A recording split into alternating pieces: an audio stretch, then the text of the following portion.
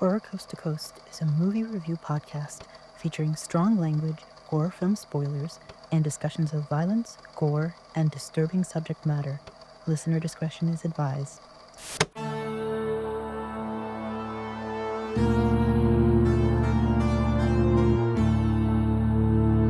Horror Coast to Coast.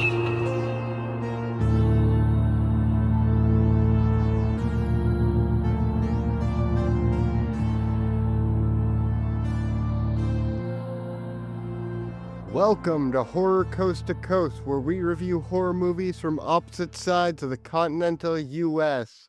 Shopping for cursed toys in Massachusetts. I'm Brian. And making sure to have an exit clause written into all my wishes in California, I'm Michelle.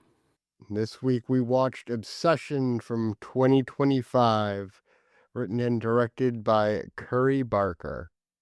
Bear, a lonely, hopeless romantic grieving a tragic loss, who works along his childhood crush Nikki. After a botched confession of love, Bear makes a desperate wish on a supernatural trinket.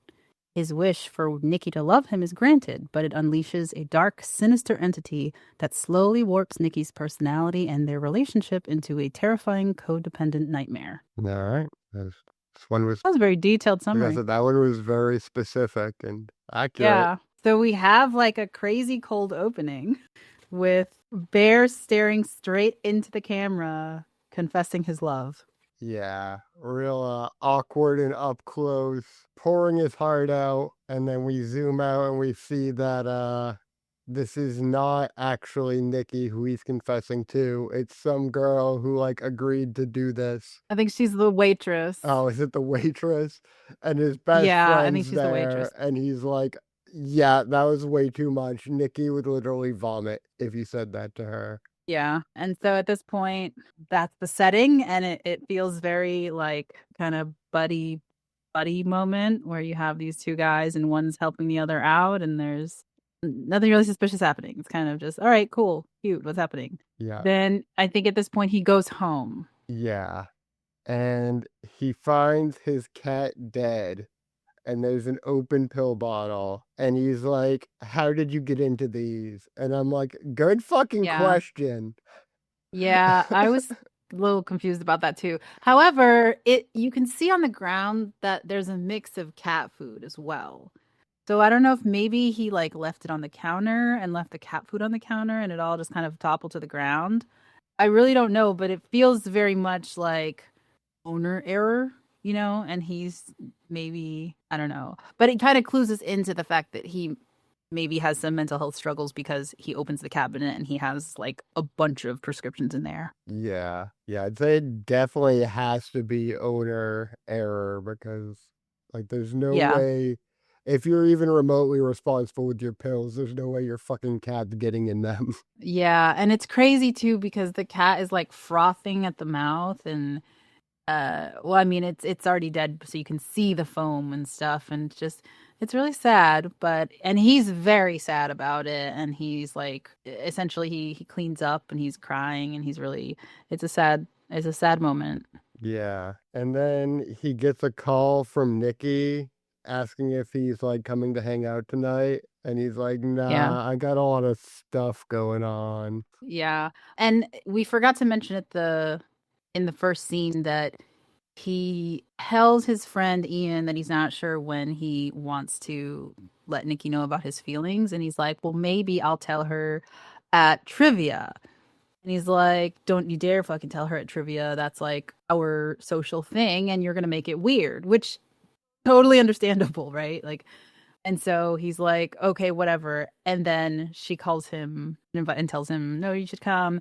And also that she's giving her 2-week notice at work. So then you realize that they're coworkers, because I didn't realize that they were coworkers. It's taking you down this road where he is the obsessive one, right? Yeah. And it's really interesting because it's setting that up in a very specific way, because he's got these feelings he's harboring. He's being very secretive, not just about his feelings, but about other stuff. Because if she's really his friend, why couldn't he just say, oh, my cat just died and I don't feel like going out, right? Like, that's not a hard thing to say to your friend.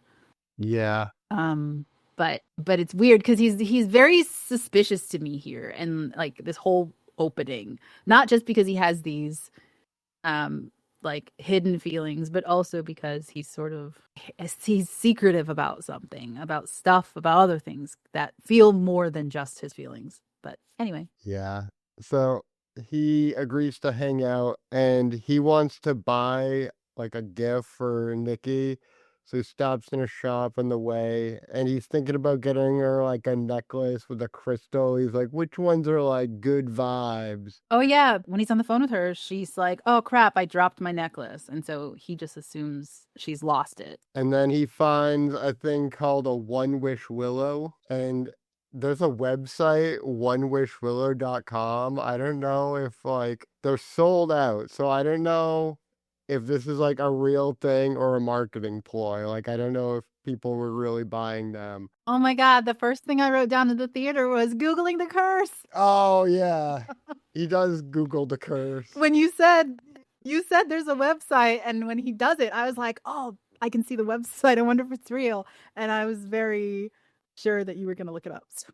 Except instead of Google, he uses a search engine called Probe. It's got like a little alien face for the O. I thought that was a cool search engine. Okay. But yeah, there's this website and it says they're sold out and there's like all these like TikTok like testimonials and I don't know if this was like a real product that actually sold out or if it was like they sent these to influencers as like promo for the movie or what, but thought it was interesting. That's cool. Yeah. That's really cool if that was a part of the movie promo. Crazy that I didn't hear anything about it. Yeah. And the shop, the clerk here says like, oh, they're mostly collectibles. People don't really open it. So like, I wonder if they exist, are people actually opening it? Because I feel like you have to. You have to break it. Who cares if it's a collectible? You could get $1 billion. At this point, right? You could get it. Yeah. And the clerk is like the most just gives no fucks, not about it. Like, what do you want? I'm obviously on the phone during my shift. And so he's like very nervous, very non-confrontational, very like, "Hey, can I please buy this? I'm sorry to disturb your conversation." And she's not giving him clear information because he's like, "Tell me something about it." And she's like, "Oh yeah, but like there's no returns. You can't come back complaining." And he's like, "Okay, what complaints do you get?" And she's like, "Complaints? Like, what do you want me to say?" And I'm like, "What is happening?" And he's like what? That it's a scam? Or she's like, "We're not scammers, okay?" He's like, "No, I didn't mean you were scammers. I meant like, dude, is that what they're saying?" Yeah. Yeah. And at some point she says something like regrets it and wishes they were dead and wishes they never made the wish. Oh, like she goes over all of these things and she like very quickly touches on those two things. And I was like, oh, that's serious. Maybe pay attention. Yeah. And the whole like tongue-in-cheek attitude of her brought me right back to the monkey. Of course, I'm already primed for that because we're buying a cursed toy to begin with. So like, but yeah, I immediately like if cursed toy horror is gonna be a trend, I'm here for it. I'll watch all the cursed toy movies. Yeah. But yeah, so instead of buying the crystal, he buys this One Wish Willow, which is kind of it's vague as to what it is to begin with, and you don't really know. It's in this like little Toblerone kind of looking box. Yeah. And then so he goes out to trivia, and he and Ian are like doing this mind reading thing. Yeah. And Ian's like, "Don't you fucking say anything. We're at trivia." And he's like, "No, I'm gonna tell her to." Ian's clearly like, "Don't you fucking dare." Yeah, it's very funny. And then they have a fourth person in their group. This girl, Sarah. Yeah. Who is just, at this point, she's just an extra person in their group because we don't know anything about the relationship of all of these characters. Yeah, and so Nikki's going to get drinks and he joins her, presumably to try to tell her. But then in the middle of it, like Ian just walks up and cock blocks him. Yeah. And then basically. He's like, "Here's to your dead cat." And they're like, "What? Your cat died?" Because neither of them knew. Yeah, it was pretty crazy. And then they all go home. Oh no, the Sarah and Ian are like, let's keep partying. And Nikki's like, I'm tired. I want to go home. Yeah, they want to do karaoke. Yeah. And Nikki's like, yeah, I'm good. And then, of course, Bear has to jump on the chance to give her a ride home. So then he gives her a ride home. He's like, don't let me forget to tell you that I have something for you. And she's like, what? Ew. And he's like, that's an odd reaction to that. Yeah. So he's, yeah. And so it's like this weird thing because you're like, is he going to give her the present? Is he just going to, like, is he going to tell her how he feels? Like, what is going on? And they have very awkward, stilted conversation because she's just chill. Like, this is a normal time. And he is very, like, awkward and nervous. You can tell. And at some point, he drops her off and she's like, if you like me, now's the time to tell me. And it doesn't make any sense why she says that, given what we find out later. But she says it to him, and he's like, "No, I just as a friend." And she's like, "Okay." And it seemed like she was maybe disappointed. I was kind of confused by that later on, but in this moment, it seems like she's disappointed. And so you're sort of like, "Oh, maybe it's reciprocated. This might not be so bad." Yeah. And that still is leading me down the road of like, oh, he's gonna go overboard with her or whatever. And then he's all upset with himself, like, why the hell did I just say that? Like, that was probably my in and I fucked it up. It was really funny because he's like, fuck. He's like immediately like saying like, why did I say that when she's not even out of earshot? Like she probably heard him say fuck like right after. Yeah. And at this point, he immediately opens the thing, the Willow thing. Yeah. And it's like, it's weird. It's like this impulsive thing. He's like, okay, crap, I can't undo this thing I did, but let me fix it this other way. And he's like, I wish, what is his literal words, I think, is, I wish she loved me more than anyone else in the world. I think anything. I think anything? Oh my God. Yeah, I think so. Okay. Yeah, he's like, I wish she loved me more than anything in the whole world. And then she immediately appears outside of her front door, and it's like immediately that scene in Weapons when they're outside of the house. It's exactly like that. It's so scary when she appears.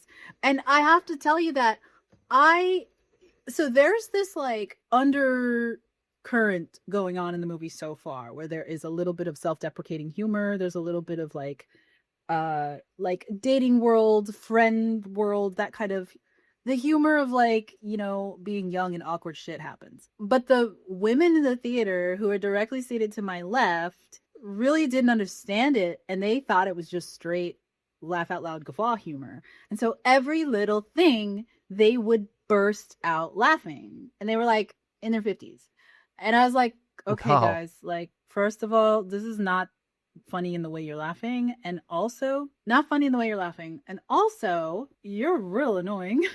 So when okay, I say this because in the moment when he makes that wish and suddenly she's standing there and all you see is her shadow, these ladies busted out laughing.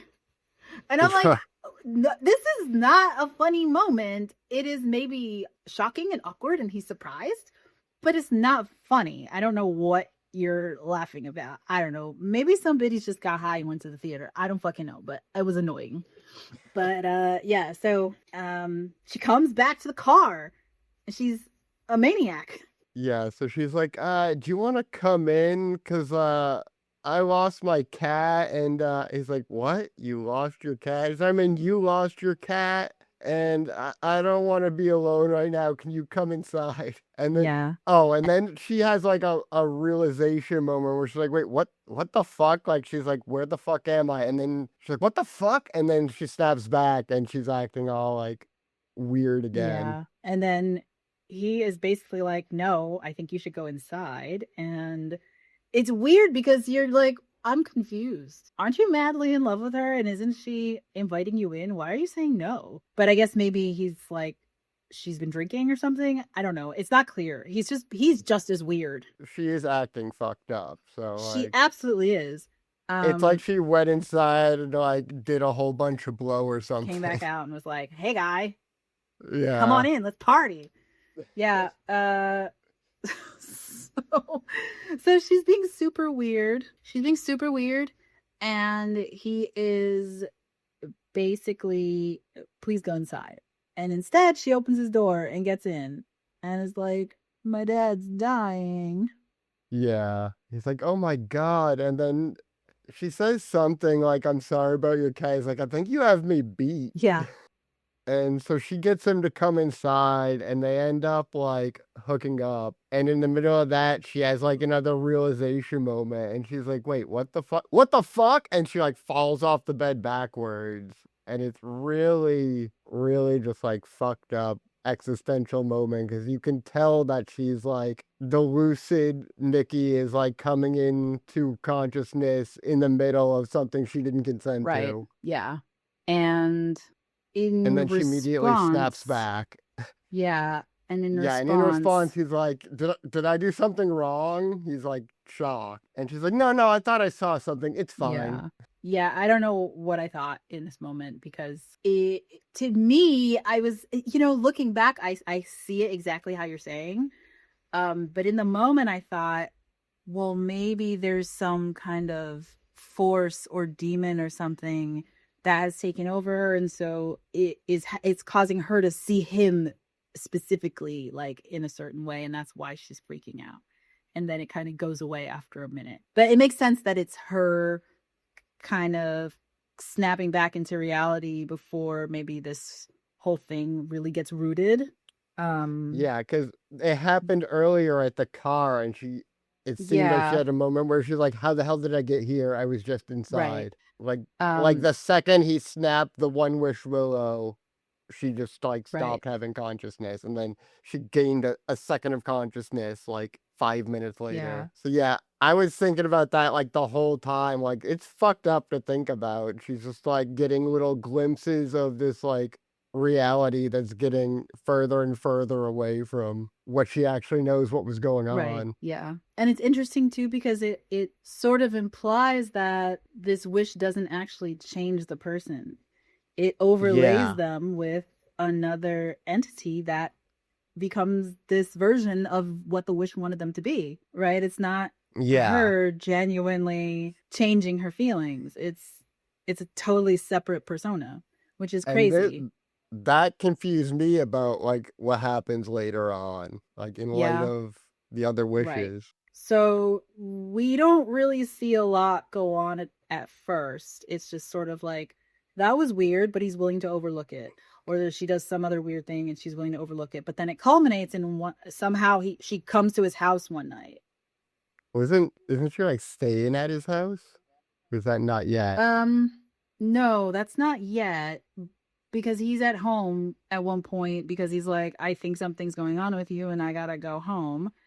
And she comes knocking and then she's like, well, do you like me or what? And then he's like, yeah, I do. And that like then fast forwards to this like little montage of relationship shots. But I feel like that is after she like gets his dead cat and puts on the kitchen floor with a candle. Yes. Like that happens after that.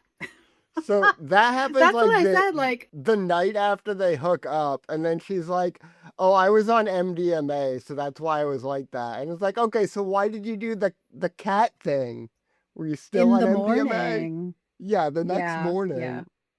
So that's immediately like forget red flags. There's like a red flaming flag from hell. Like she just put your dead cat on the kitchen floor with a candle, and then we get like this montage of their relationship, and it seems like a normal loving relationship. Like everything in this montage is so normal. She's not acting like a freak at all. And you're right, I forgot about that. They hook up and then she freaks out and he also freaks out, sleeps on the floor. But then wakes up in the middle of the night and she's like, why are you on the floor? Come in the bed with me. And he lays in the bed. And then when he wakes up, she's not there and she's downstairs and she's made him breakfast. And this weird cat, what'd you call it? Like an altar or something. Yeah. Very weird. And he's like, okay, this is not normal, but he doesn't care. And then he Googles the curse and Reddit has mixed opinions. Half of Reddit is Yeah. like, yeah, One Wish Willow is totally legit, and the other half are like, no, it's just a collectible. Are you stupid? Yeah. So no answers there, which I thought was interesting because Googling the curse usually gives you something, but this gave him nothing. It at Yeah. least gave us the information that other people have had the experience and there's mixed reviews, which is like, okay, whatever. Well, it makes sense because Google used to work and now it doesn't. So now that's- everyone who tries to Google the curse just dies. Thanks, Yeah. Google. So Ever since they removed "Don't be evil" from their mission statement, all right. So fast forward into the relationship. they have their relationship, and then Ian calls and he's like, Oh, yeah. So Sarah said Nikki said she wasn't really that into you, and also I checked, and her dad doesn't have cancer." Right. And immediately I'm like, they've been dating for at least a few weeks. When did you take the minute to check if her dad really had cancer? And also, why? And also, he spams him because they're having dinner and he just keeps calling and calling and calling. And it's like, you felt the need to spam his phone just to break this news to him. This wasn't this can wait till the next time I see him kind of thing. It was really weird. And I'm like, okay, guy, you find out later why he's such an asshole about it. But Yeah. in this moment, I'm like, why are you fixated on this? If she said her dad was dying, who the hell would look into that? Yeah. Because they brought it up earlier, like he mentioned it, and Ian and Sarah were like, her dad, she doesn't even like her dad, or she doesn't even talk to her dad anymore. So then apparently that was enough for Ian to look into it. Right. I mean, I guess. But they know that something weird is up because there's been like several weird moments, and she's just like suddenly head over heels for him out of nowhere. So Right. they're both already suspicious. Yeah. And you find out that Ian thinks something's going on with her. She's having some like mental health struggles and Bear's taking advantage of it. Yeah. But at this dinner, he gets the call and goes back and he very quietly confronts her and is like, is your dad really dying? Yeah. And oh my God. And she's like, well, why does that matter? I thought we were having a nice day. Why does that matter? It reminded me of The Wailing when the little girl's like, what's so important? Why is it so important? Why is that important? Or whatever it was. Yeah. It's like Oh my demons gosh. gaslighting you about what's important. Yeah, That seriously. doesn't matter. Can't we just have a nice day? But she starts screaming Yeah. in the middle of the restaurant and he's like, oh my God, please calm down. And it's like, this is out of nowhere. This is the first thing she does after this normal relationship montage. And so you're just like, oh shit, is this the thing? No, this isn't the thing. He overlooks this as well. That night, Nikki's like awake in the night in the corner and Oh my she's like, God. I couldn't sleep, and there's like these weird effects, like she's like blurry and her face looks weird and she's just shrouded in darkness and she's crying This was like, so scary. I feel like you don't love me as much as I love you. I feel like it's not mutual. All I know is that he sits up and looks out into the space of his room and she is in the corner, and I did not notice her in the corner. It was so scary. And the way these women were rolling on the floor in the theater, like that was so funny. I was like, this is confirmation that y'all are fucking demented because this is not funny. It was so scary. And the way she was like creeping around the room and just like the way her limbs were moving was so like unsettling. But yeah, so I don't even know if I was listening to what she was saying because I was too fixated on her strangeness. And at one point she comes close to the bed, but her face is obscured.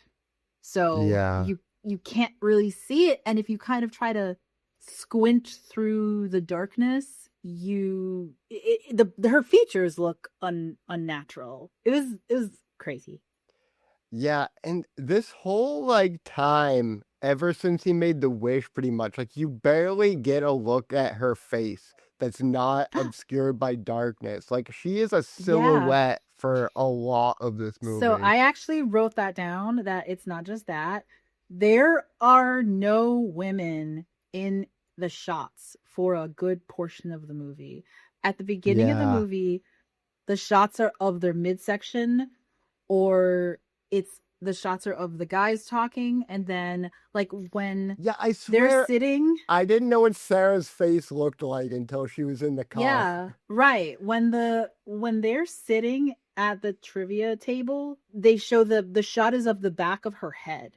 You don't actually see what she looks like. And then the shot of Sarah is just her shoulder focused on Ian. So there's a lot of like male perspective intentionally shown and with female perspective intentionally obscured in the movie. And I thought it was so interesting because you can just see that there's this lack of real understanding, and there's like this idea of just like, here's what it means to objectify, that you're not actually really seeing the person, you're just seeing like parts of them, which is so crazy. It was so interesting.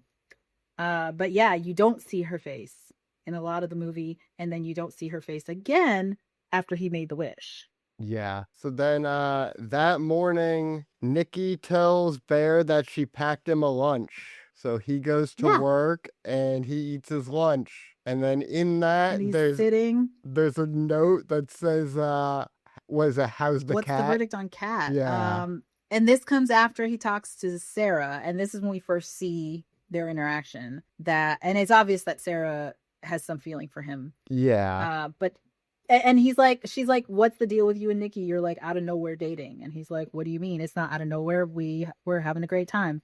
And she's like, okay, whatever. And she's been trying to get into like art school, I think. And she opens a letter when she's sitting with him, and she doesn't get in. And so they're both sitting there kind of not commiserating. I guess he's comforting her to some degree.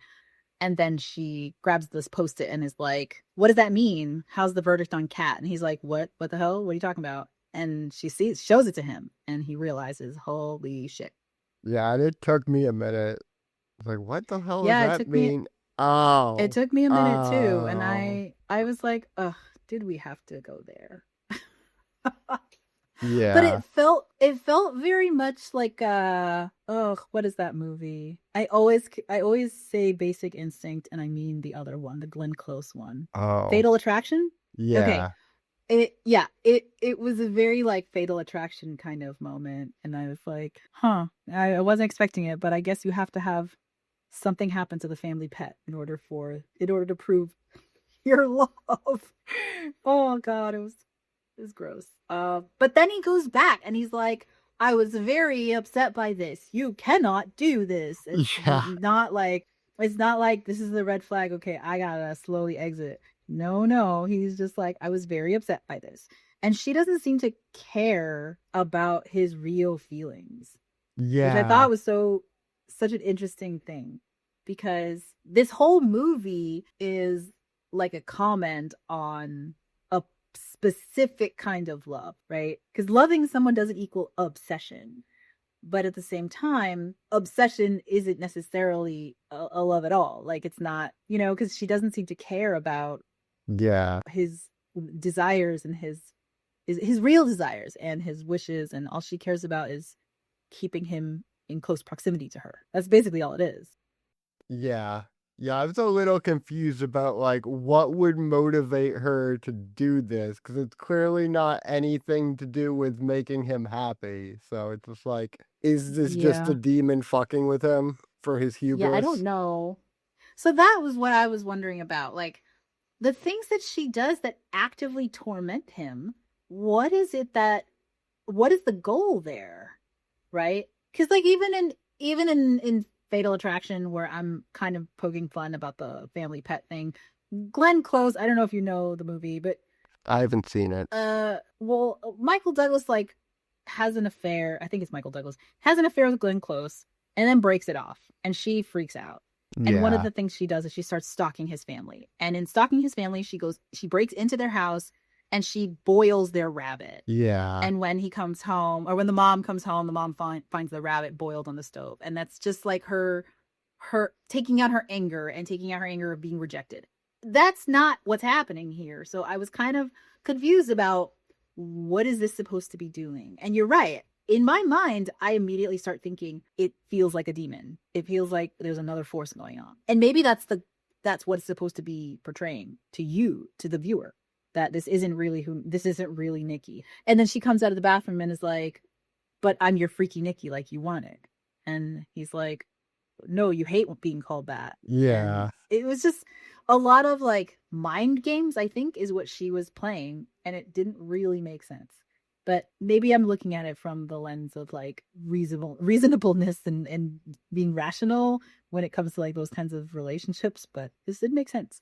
Yeah. So then he calls the number on the back of the One Wish Willow box. And so he's talking to this guy, and this guy is like the least professional guy you could get on the other end of the phone. He's like, what? Oh, yeah, I guess I'm the One Wish Willow guy. What do you want?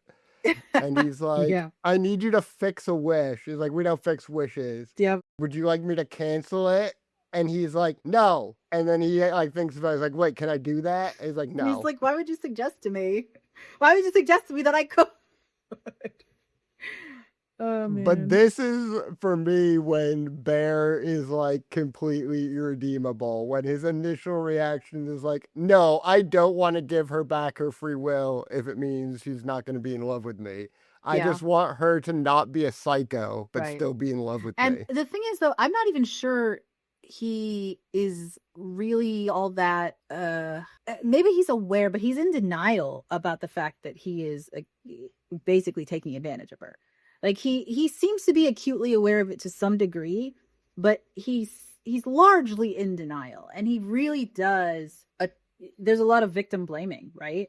Because there's a lot of like, why are you doing this? And the answer is because you made a wish to rob her of her agency. That's why she's doing this. And it's a lot Yeah. of like, I'm not responsible. And so I feel like when he's talking to this guy, he's still in denial. Like he's not thinking the right thing to do would be to give her back her free will.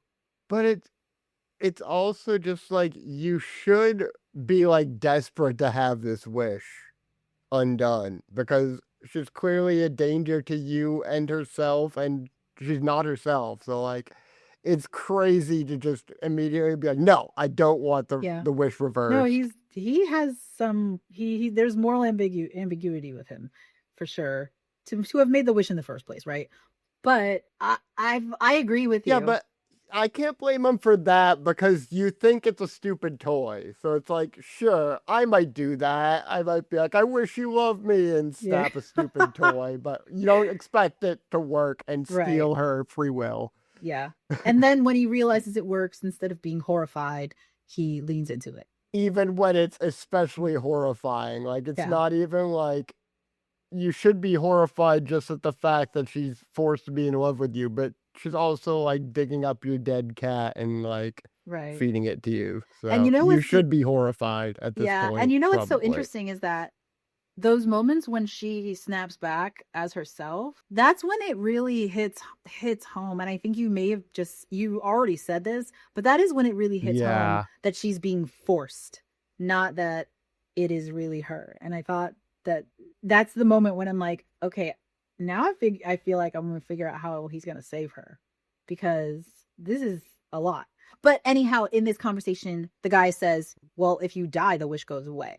And so then he's like, oh, well, that sucks. And so essentially that leaves the door open to, is he going to like commit suicide or anything to save her? Like, does he really love her? Right? Because that's the question. If he realizes that he's taking advantage of her and she's becoming a danger to herself and all of these things, does he love her enough to give his own life up so that she can get hers back? And you find out the answer pretty quickly.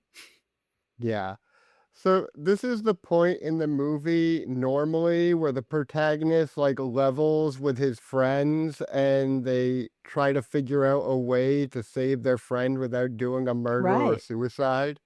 But that's not what we're That's gonna not what do. happens. Yeah. Yeah. But he also doesn't go to his friends in the first place, right? Yeah, he's basically hid her away from Right. them. And so maybe is this the part where Ian is like, we were gonna have a party and you're not invited? Yeah. And he's like, yeah, it's a boys' night. You can't be there without her. Yeah, and Nikki's like, "Oh, well, Sarah already invited me, so..." Right. And they end up going. And they're like playing like drinking games, and he has to kiss the person on his left, which is Sarah. And so Nikki makes this frowny face where the lady's Oh dying my at this God. part. Yes, they were. And I was like, this is horrible. That is the scariest face. I thought it was pretty funny. I'm not I- gonna lie. This face is funny. The idea, but before she does this, it's her turn, and I don't even know what she pulled. It was like these Jenga pieces, and they would take one, and every time they took one, there was an instruction on it. And she pulls Yeah. one, and you have no idea what it says, but she just automatically she pulls out her phone, she starts reading, and she reads this story that is Oh essentially, yeah. from what I could tell, it was this incestuous version of Hansel and Gretel. Yeah. But Yeah, then I forgot about it was that. really crazy. However, this actress, unbelievable. Like, that monologue was so fucking good. Yeah, and then everyone at the table is just like, "What Yes. the fuck was so that?" awkward, so cringy. It was. And then she's like, great, next time. Like, next person. And then it's his turn, Yeah. and then he kiss the person to your left. Yeah, so she makes the like comically exaggerated frowny face, and she walks over and like pulls Sarah's whole chair out and then positions herself next to him for the kiss. Right. So then after she kisses him, she then starts professing her love to him very loudly and awkwardly, and like no one else is in the room and everyone's so awkward. And she stands up and is like, guys, I'm just kidding. And they're like looking at her like Oh, they yeah. don't believe her. And then she's like, fine, I'm not kidding, deal with it. And it's very so that's very funny because it's like, all right, whatever, she's owning it, she's crazy, she knows it, she don't care, whatever. And I do not know what leads to the next part. It in my mind is a blur. Yeah, so she just starts like stabbing herself in the face, Yeah. and they're all just like, "What Right. the fuck?" And Bear is now in this like catatonic state where they're like screaming at him and the voices are blurring and they're like, dude, do something, take her somewhere. And you can just see like the look on his face is like, how did I get into this hell? Yeah. But then he takes her to the ER, and I didn't really catch what happened because it's silent, but you can see the person come out, like a medical person come out, and they turn him away, and I don't know why. Because he's not family? No. She's in the car, and Oh. he's trying to drop her off at the ER, and the person is like, no. And so then he turns around and brings her back to the house. Oh. Like, I didn't understand I don't know. exactly why that happens. But maybe, I don't know. Maybe I'll look it up and figure out exactly what that scene was supposed to be. But then, yeah, he's like, you can't do this. Why are you like this? And it's like, she's like this because you made her like this. Maybe this isn't what you intended, but this is definitely your doing. Yeah. So they go to bed, and he's like awoken by text from Sarah, like, "We need to talk." And then he's trying to sneak out, and Nikki wakes up, and she's like, "Shh, she's asleep. It's me. Kill me. Yeah. Please kill yeah, me." this was so sad. Yeah. So like 'Cause she's completely like, confirmed what I suspected from like the first time. yeah. The looks on her face Yes. was yes. Oh my god, existential nightmare. And what does he say? Is being with me that Oh bad? my god. Like, are you kidding me? I hate And him. then, so at this point, he says, "Is being with me that bad?" And you're like, oh, you're focusing on the wrong thing. But like, I get it. You're still blinded by whatever feelings you think you have. But when she says, I've never been with you, that is the really crushing part, because she doesn't have any memories of the time they've spent together. So the relationship he thinks he has isn't with the person he originally wanted it with anyway. And yet he finds that out and walks away anyway and goes off to meet Sarah. And I'm like, okay, first of all, what? You literally were just told that the person that you supposedly are in love with is suffering. And because you are benefiting from it, you're going to ignore it. That's fucked up. And second, you're really sneaking out to meet this girl knowing how she is. You did this to yourself. This is all you. I was like, there's no way this is going to end well. So he goes and meets Sarah out in the car, and is the big revelation that she wanted to tell him that Ian and Nikki have been hooking up on and off for like 2 years? That's what she wanted to meet him about? Yeah, so Sarah's sus too. Yeah. Sarah is like, I don't know why you're dating her.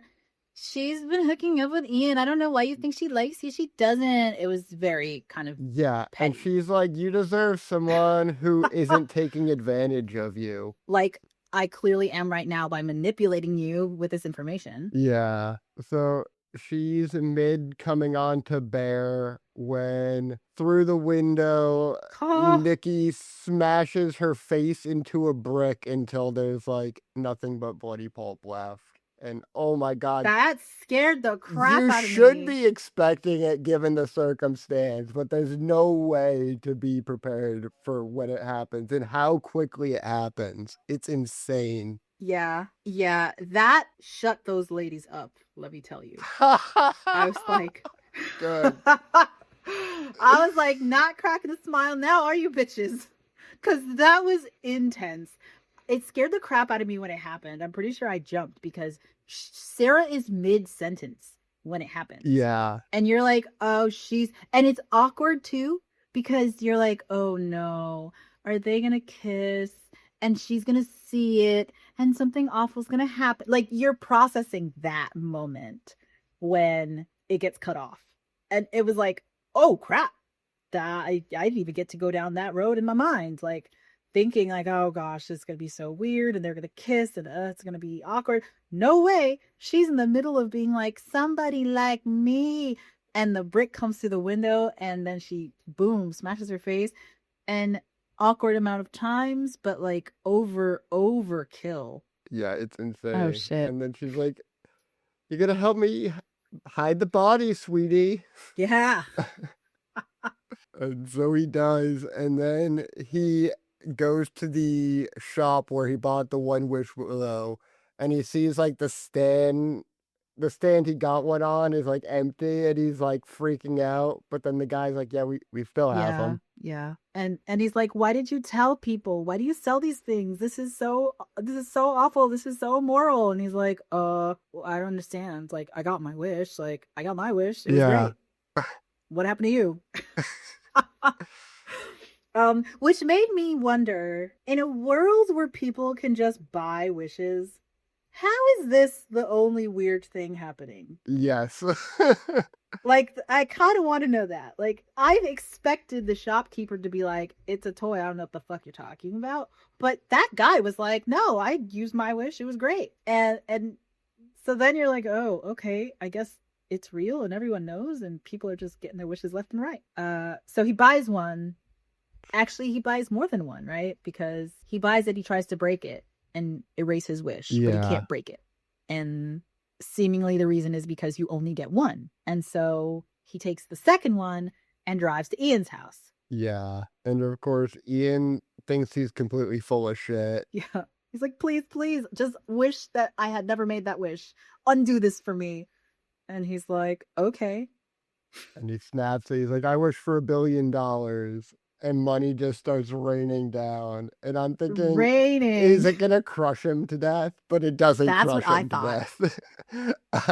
Yeah, it's just very, very funny. I was like, unbelievable. And the moment that the money's raining, it's like not stopping, right? Because it's $1 billion. Yeah. Who the hell knows how much money that actually equates to? It's just raining continuously. The look on his face is like pure shock. And the look on Bear's face is like, anguish because he's like, no, oh, my one chance, which is like, dude, all you have to do is find a random person. But at the same time, it's kind of fucked up because you're taking away that person's one wish to undo something you did. So, like, in a way, I don't even know if he deserves it. Okay, but Right? Everybody gets one. Just because you fucked yours up doesn't mean you get to take away someone else's. yes, but Sarah probably deserves it, and Ian was Sarah's friend. So presumably, true. if he wasn't a That total would. dickhead and also was aware of the situation, he'd probably want to resurrect Sarah. Yeah, I didn't think about that. That, yes, doing that may have resurrected Sarah. But, you know, at the same time, would it have had like time altering abilities? Like wishing that you had not done something, would that have fixed the whole situation, or would it have been some clause or something? Yeah, who know. knows? Because But still, it's an effort that should have been made. I'm wondering if it's just like almost like a reverse lottery where most people are fine, but then whatever entity makes these wishes happen just picks a person to fuck with. Like, oh yeah, you made this real selfish wish. I'm gonna ruin your life. Yeah. Oh, maybe there's a karmic element to it. But in the time that he has left, Nikki somehow found a gun. At the bar at the very beginning, Ian's like talking about when he comes over to cock block him, he's talking about, old man, like Sarah's dad, the guy who owns the shop they work at, keeps a gun in the safe, right? Oh. So they mentioned that. Oh, So I'm okay. wondering, she heard that and just killed Sarah. Did she go and steal her dad's gun? Got it. Okay. All right. Well, that makes sense. It also makes sense with story logic that once the gun is mentioned, it's obviously going to come Yeah. into play. So she's acting completely like crazy, like full on demon. And then while he's trying to like reason with her, Ian bursts in. He's like, "It was real. I have $1 million." And it's like, yeah, he was there when the money rained He was down. there when it happened. What the fuck? Why Yeah. are you here? Why are you telling us this? And so he gets shot in the Yeah. face. And Yeah, just she shoots him in the dies. face. She's like, I don't care about you. I don't know if that's like the monkey paw curling, like, yeah, you get $1 million, but also you get shot in the face, or if those are unrelated. Well, it might just be, had you not been a dick and had done the thing he was asking, you wouldn't have gotten shot. But he wouldn't have all the But- money. But I was really annoyed though, because this is one of those things where a lot of the plot is driven by lack of communication or poor communication, which Mhm. is just a thing for me. And I feel like if you go to your friend and you're like, oh my God, I'm in a bad situation and I need something from you, you explain a little bit more, right? Not like, you know how she's been acting crazy? It's because I made a wish and now she's just crazy. Please help me. Yeah. Like, how about she just killed Sarah and I really need you to do this to reverse it so Sarah's not dead anymore? Because yeah. I feel like at that point he would have at least made the attempt to be like, wait, I'm sorry, what are you saying? I don't know. It just felt you didn't give him all the information. It could just be he doesn't want to admit to Exactly, having killed her. yeah. Or maybe he's still in denial about that. I normally like hate when people don't communicate just because the plot demands it. But in this instance, I really think it's just Bear's a piece of shit. And he's like, I'm not gonna admit that I got Sarah killed with a stupid wish because Ian will probably punch my face in for one thing. And also, I can't admit I've done anything wrong still. So, Right. yeah, in this instance, I believe it. I believe that Bear just wants to admit to as little as possible and just still get his way and just, get away scot-free, undo the wish. Yeah. Okay. So one of the things that the guy in the store said when he said, when Bear goes in and is like, she's insane, the guy in the store kind of understands exactly what's happened. And he says, you could just ask her to make the wish you want. Yeah. If she loves you that much, she might just do it. And he doesn't go right to that. He waits until she escalates and then tries to maybe insert that idea, but he never gets a chance to because she's already off her rocker and shooting people left and right. Yeah, well, she was pretty much full on crazy when he got there, so he didn't really have a chance to like do it Talk her down. diplomatically. Yeah. Yeah. But yeah, at this point he locks himself in the bathroom and he got the gun and he's like gonna shoot Yeah, he does himself, get the gun. but he decides not to. He puts the gun away and instead Right. eats a bunch of pills. Right. And he locks himself in the bathroom and she is raging on the outside of the door. Like she's gone full on demon and is just screaming and hollering and he's like, "Oh my God, what have I got myself into?" And so At he first, but then she can't pull the trigger. Then she's like, "We can fix this, babe. We can still fix this." And that's the tune she's singing for like the rest of it. Like at first she's raging like a Right. demon, but then she flips and he takes the pills and he's like instantly like changes his mind and he goes to throw up. But then you And you hear hear the music. yeah, when you open the One Wish Willow, it makes music. So he hears that and then he stops making himself throw up and he gets up and he walks out of the bathroom and she's wished probably the exact same wish that he made. And so they Yeah. kiss and then he dies because he never threw up his pills. Right. He dies in the same way his cat died. Oh, yeah, that's true. So that was a really, really strange foreshadowing. But yeah, he dies in the same way his cat dies. But you don't actually realize that she's made that wish for a second until you see the look on his face.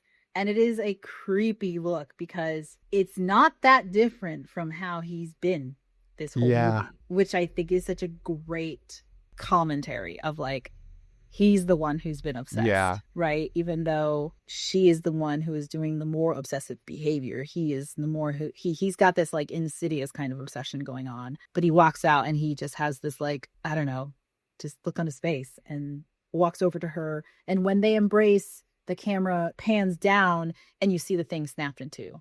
And so that's when you realize, oh, she made a wish. Yeah. And then he collapses. And so his dying breaks the spell and she becomes aware again and she just screams and it's horrible. Yeah.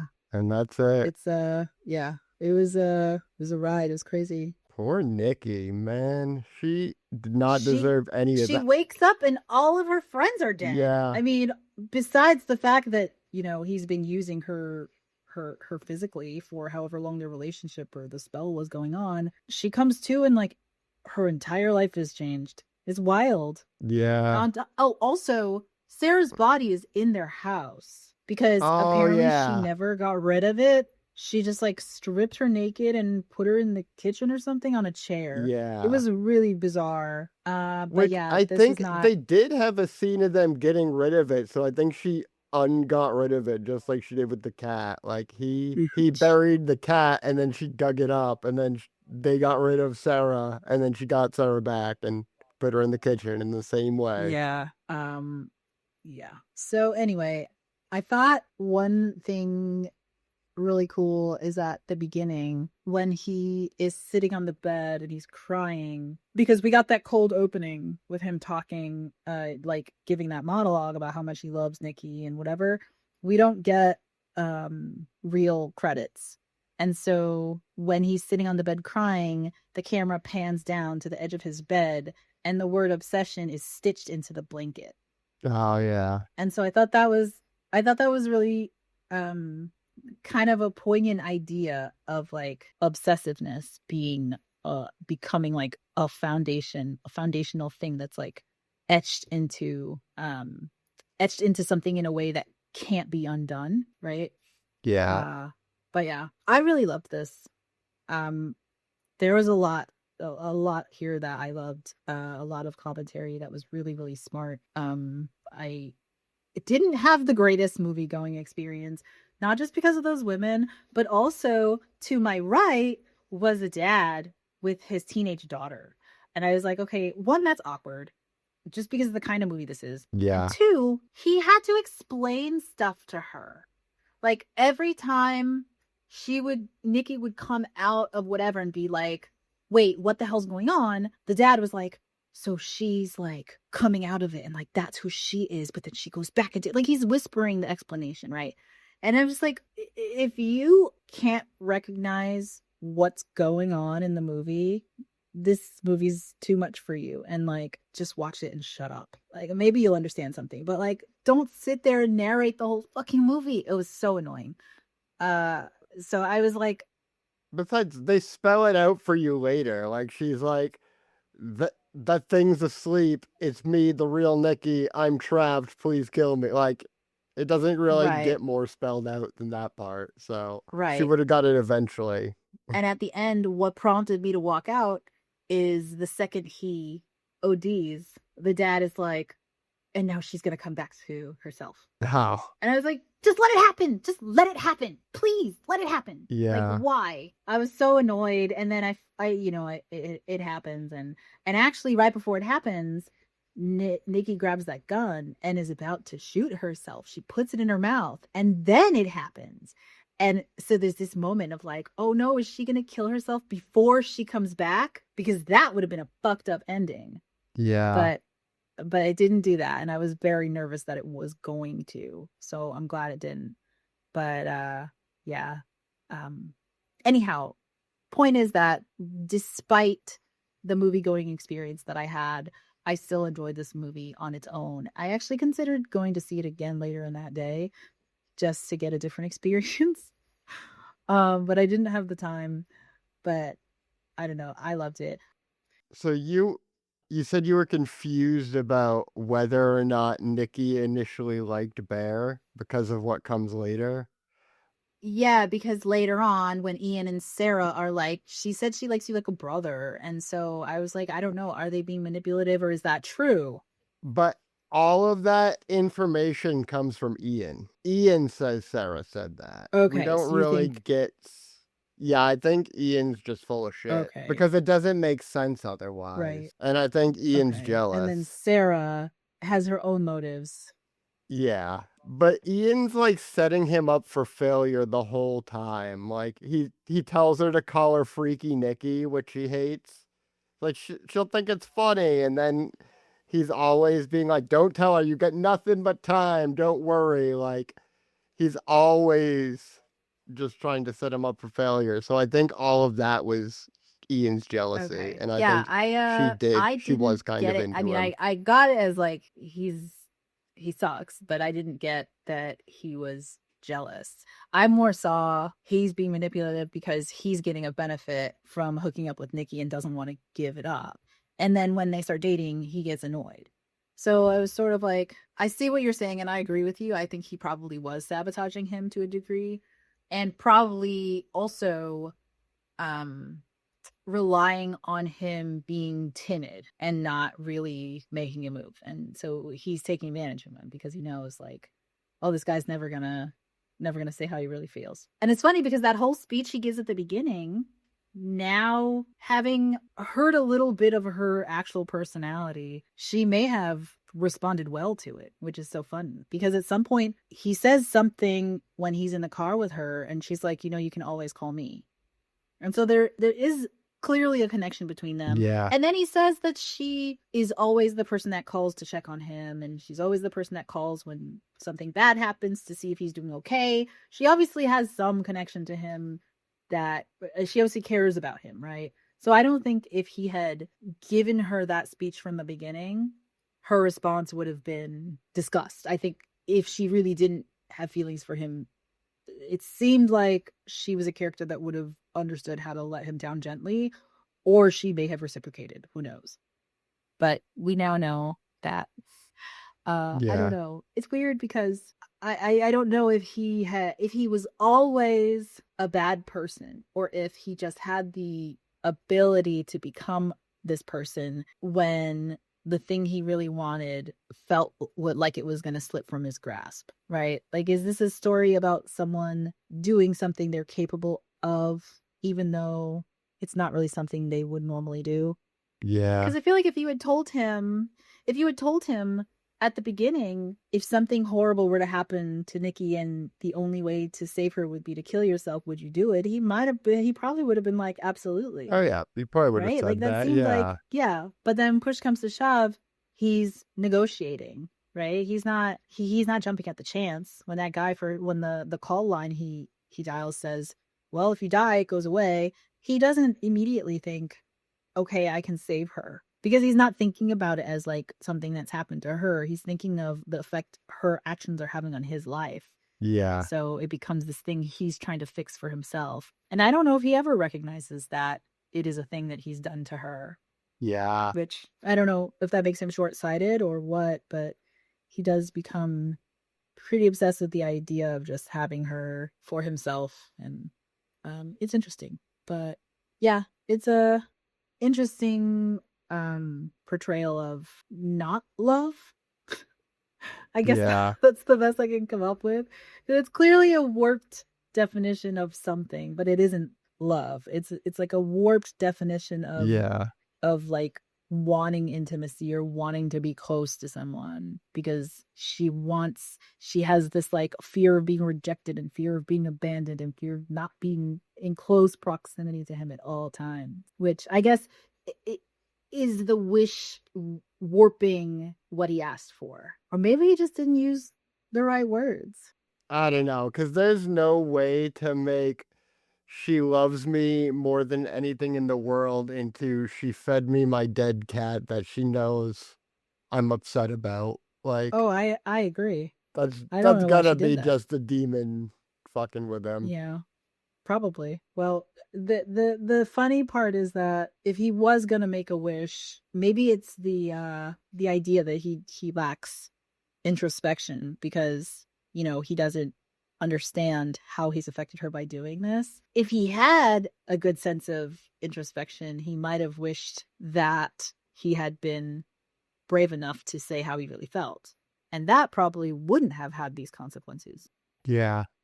But I don't know how this actress was directed, but whatever she was told, she nailed it. Because all of the times where she had this creepy body movement, it was so effective. Like, there's one part where she walks backwards, and it was so freaky. And she does it in real time. It's not like, it wasn't like the film was reversed. Like, she creeps backwards in like the creepiest way.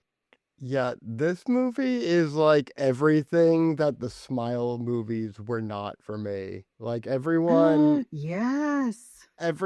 found those like so scary, and then people also just like hyped up the story and like the trauma angle and everything, and I found it like shallow and almost laughably unscary. But this is like the hyped up version that I heard from people of what Smile would be. Yeah, I could totally see that. And like this movie uses all its scares sparingly, whereas Smile is all about that one smile, which is the entire premise of both movies and the title of the movie, where it's like, have a little more ambition. You're wearing the smile a little thin. And the whole marketing campaign was just that smile appearing in places. So it's like, Yeah. you can have, like, mean- that can be scary in small doses, but you can't make a whole franchise off of that. Like, you can't have the frowny face franchise. There shouldn't be any spin-offs that are all about that face she makes in this movie. There's going to be a Smile 3. Oh, of course. FYI. Like, I think it's been already confirmed. But Yeah, I'm not the thing is, surprised. and I agree with you, Smile as a concept is one-dimensional, right? And then they added nothing else to it. Obsession is on its own multifaceted. Yeah. Because it is disguised as love, or at the very least is love adjacent. And it's like a primal thing where everyone has this ability to be fixated on something. And potentially it evolved as a survival instinct to be very focused and hypervigilant. But maybe in our post caveman, postmodern human selves, we have now warped that instinct into other things. But there's a lot you can do with it, and I really liked what this was. I kind of have seen some reviews that talk about like, oh, this is a interesting take on modern dating. But I actually don't think that was really the point. I think this is a real portrayal of how people interact with each other in a not just obsessive codependent relationship, but there's an element of abuse here, right? He's taking advantage of her, but then at the same time, the things she inflicts on him are abusive. And so it's a really nuanced thing, because at the end of the day, yes, you can't blame Nikki the person, but this thing that takes her over, this persona, is maybe karmic. Like I said, there may be a karmic element to it because he's given the version of her that he deserves, right? That's kind of what it feels like. And so it's almost like he got what he wanted, but he got the version that was coming to him. So I don't know. I thought that was I really liked it. Yeah, I don't see the modern dating angle at all. There was nothing particularly modern about it. It was just like this relationship itself could take place anytime. Yeah, they were just coworkers, right? Yeah. This could have been anything. Yeah, so I don't see how it would be like a commentary on modern dating. I think it's a pretty timeless story, really. Like, Yeah. people have been I mean, obsessed with their friends forever. yeah. I mean, it's modern in the sense of invoking hookup culture and social circles that are like held together with partying and alcohol and going to bars Yeah. and things like that. It's modern in that sense. But I don't think it's particularly modern to the point where it's specific to the most current generation, right? And I think that's sort of Yeah. that's sort of the implication, that because the director is so young, he's obviously speaking to people of his age group. And I don't think that was the case. I think, yes, the actors are young and the relationship that's depicted here is between two young people, but a lot of, like, almost all of the themes here are universal, which I thought was really super smart. I also just really loved these camera shots. All the camera shots of the half obscured women. Like I said earlier, it was just such an interesting commentary on like objectification and how he wasn't really seeing her Yeah. completely. It wasn't really seeing her for who she was. He was just seeing pieces of her. And it's the same thing with Ian. It's almost as if Ian wasn't seeing the women in their group either. Yeah. Just pieces of them. And there's a part where Sarah goes up to the bar and she says, "I'm really sorry about your cat." And she gives him a hug. You don't see her face there. You just see her as a shadow. And the angle on him is the light is shining on his face. So his face is clear and she gives him a hug. And so I didn't, like you said, I didn't really know what she looked like until the scene when they're in I think it's a music shop that they work in or something. Yeah. But until they're in the scene and they're sitting and she opens the letter and is all sad about it, I didn't know what her face looked like until that point, because it was obscured, just like Nikki's was for a lot of the beginning. And as the movie goes on, Nikki's face becomes more and more prevalent because he begins to really see her, but he's not seeing her. He's seeing this demonic version of her. But nevertheless, her face is still becoming more and more prevalent. And it's crazy. There's a few shots where her eyes are visible, in like she's shrouded in darkness, but her eyes are visible and they're kind of like glowing a little bit. Like it was a trick of the light, I think. It wasn't intentionally glowing, but it just looked so crazy. Yeah, and there's times when her face is like transformed. Like it didn't. Yeah. It's like going in and out of like looking like a totally different person. Like especially in that scene when she's in the corner after she like claims she had a nightmare. Like you try to like That look at her scene- face and it's like you can't even. It's like not consistent. It's so weird. There's all kinds of weird Yeah. effects, especially in that scene. Also, she's whispering in that scene. And he's like, what are you doing? And she's like, "I was watching you sleep." And he's like, Oh okay. yeah. don't Yeah. And she's like, "Why?" And then she comes out of the corner and then she's like, no, I want to watch you sleep. And then she backs up into the Yeah. corner again, and it's so So creepy. Then she's like, just go back to bed. And he does. That was the craziest part. She's like, just go back to bed. And he's like, okay. Clearly awkward. Like, he's weirded out, but he just goes back to sleep. It's so Yeah. nuts.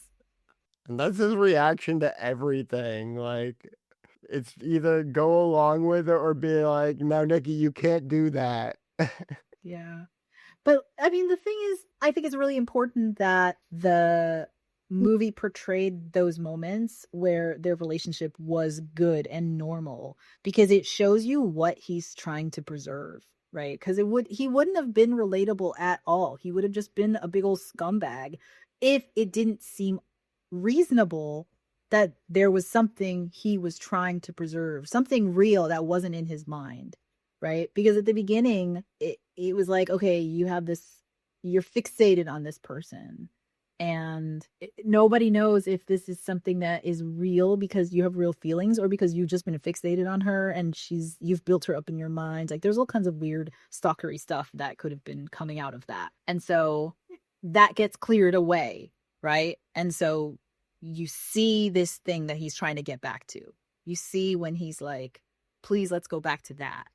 Which is so interesting, because that's exactly how relationships fall apart. You have one person who is trying very hard to like preserve this one thing that represented the pinnacle of the relationship, and when they were both very happy, and then you have the other person who's changing, whatever, and that other one is trying to pull them back to this moment, not recognizing the fact that that moment's passed and like things have deteriorated, and you need to really refocus and readjust your priorities. And he never does, because he's like so fixated and he's obsessed with going back to those times. It Yeah. was great. I liked it a lot. I think there's a lot that I could probably keep talking about for this movie, but you know, we're pushing on some time here. So do you have anything else?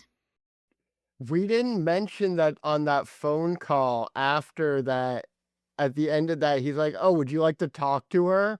And he's like, what? And then Yeah. she's just screaming. Yeah. So He puts her on the phone and she's just screaming. So I've heard people say they think she's in kind of like a, Get Out, like the dark place, that she's in something like that Yeah. for most of the movie. And that's where she's Yeah. screaming in from on that Right. phone call. Yeah. So that's definitely the part of the movie where I was like, oh my God, when she says that she's never been with you, it's essentially confirming she isn't having these experiences. She Yeah. isn't just like living through this person who is controlling her. She's completely gone. She's locked away somewhere else, and another thing has taken over her body, which, yeah, God, it's so awful. Yeah. Yeah, This is fucked up. that first one when they're making out and she's like, what the fuck? What the fuck? That was so intense. Cause like Yeah. it was like immediately you're just confronted with it, and that she's trapped and she just appeared in this situation that she's being taken advantage of. Like, ugh. Yeah. But yeah, that was a crazy movie. I see why Yeah, the it was- internet is so hyped. Yeah. No, I see, and I appreciate it, because there's nothing more deflating than people hyping up a movie that ends up being terrible. So I'm glad this is getting recognition for the right reasons. Yeah, and I heard it's like breaking records because it's a like 1 million budget movie and it's already made like 40 million or something. He also, Oh my gosh. his first movie cost $800. What was his first movie? Milk and Cereal, and cereal is spelled like serial killer. Ooh, okay. So I don't know, we can add that to the Pouch of Destiny. We can. That's wild that he's so young and had this huge budget movie after having such a tiny budget movie. I wonder what he's been doing to have, Well, I believe he's a don't know. YouTuber in a comedy duo. That's like where Oh, he okay. got his start, and then he made apparently a pretty decent movie for $800. So I mean, you do that, and people are like, "Yeah, let's give him at least some money." Huh. Well, that's obvious, and as much as I want to drag those fucking women for laughing at the movie, I do acknowledge that there were comedic elements to it. I still wish they hadn't laughed at like some of the scarier parts. But boy, did that face smashing into the steering wheel scene shut them up. So anyway, are we ready to rate? Yeah, I'll give it a 4. I am also giving it a 4. I thought about it after leaving the theater, which is always a good sign. The last movie I thought about after leaving the theater was Weapons. So it's always a good sign when I'm thinking about the movie after I've seen it, because I have to continuously process What about him? what I've just experienced. Him, I think I saw him after Weapons. So yeah, I guess him as well. But I think I You gave that shit a 5, so. I know, but I didn't dwell on him as much because it wasn't as like mysterious and like, I don't know, there was something about Weapons that felt more like things had been unlocked as the movie went on, and it was just like it was a mystery that was unfolding as the movie went on. And so a lot of it was like going back and looking at the things that I maybe overlooked when I was done watching it, stuff like that.